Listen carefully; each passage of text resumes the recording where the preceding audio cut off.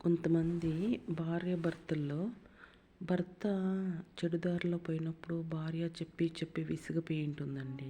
భార్య బాగుండాలా, మనము పిల్లల కోసం బాగుండాలా అని చెప్పి చెప్పి విసిగి పోయి ఉంటుంది భార్య. భార్య ప్లాన్ చేసుకుంటుంది.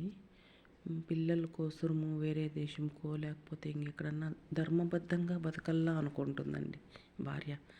న్యాయంగా ధర్మబద్ధంగా బతకాలా అనుకుంటుంది. ధర్మబద్ధంగా బతికి సొసైటీలో మంచి పేరు తీసుకురావాలా అనుకుంటుంది భార్య.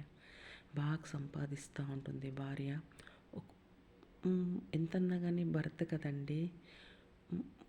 భార్య గుర్తొస్తుంది కదా ఎప్పుడైనా కానీ. ఇక్కడ దెబ్బ కొట్టినప్పుడు ఎవరైనా భార్య గుర్తొస్తుంది కదా. ఎప్పుడన్నా ఎక్కడన్నా వేరే దేశంలోనో లేకపోతే వేరే ఊర్లోనో ఉన్నప్పుడు హలో ఎలా ఉన్నావమ్మా అని ఫోన్ చేస్తారు కదా. అప్పుడు భార్య ఎవరైనా కానీ, ఎవరండి మీరు, మీ గొంతు విన్నట్లు లేదు, ఎవరండి మీరు, మీ గొంతు ఎప్పుడు నేను విన్నట్లు లేదే, ఐ డోంట్ నో, మీరు నాకు ఎవరో తెలియదండి, మీరు ఎవరో, మీ గొంతు విన్నట్లు లేదు అని చెప్తే భార్య ఆ భర్త ఫీలింగ్ ఎలా ఉంటుంది కదండి. మీ గొంతు ఎప్పుడు విన్నట్లు లేదు, నేను ఎవరండి మీరు అని భార్య అడిగితే ఆ భర్త ఫేస్లో ఆ ఫీలింగు ఎలా ఉంటుంది కదండి. నిజంగా కొన్ని జీవితాలు అలా జరుగుతాయండి, జరగాలి కూడా. అప్పుడే ఈ భర్త అనే వాళ్ళకి బుద్ధి వస్తుందండి. ఆడవాళ్ళు చాలా ఫాస్ట్గా ఉన్నారు ఇప్పుడు.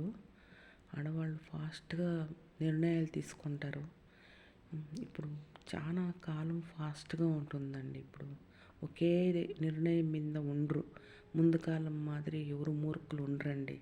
ప్రతి ఒక్కరూ సెకండ్కి ఆలోచిస్తారు. ఎలా బతకాలి, ఎలా ఉండాలి, సొసైటీలో ఏం చేస్తే మంచి పేరు వస్తుంది అని ప్రతి ఒక్కరూ ఆలోచిస్తారండి.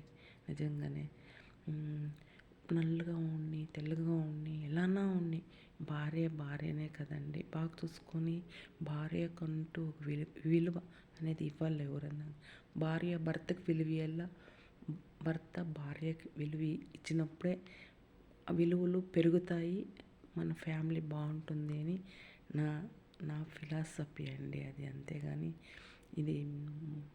ఇది కాదు. ఇప్పుడు బాగుంటుంది. ఎంతోమంది జీవితాల్లో ఇది జరిగిందండి. నిజంగానే నేను చూశాను కొంతమంది జీవితంలో. భార్య వెళ్ళిపోయి బాగా సంపాదించి మంచి పేరు తీసుకొని అలా ఉంది. నేను నాకు చూశానండి కొంతమంది అట్లా ఉంటుంది.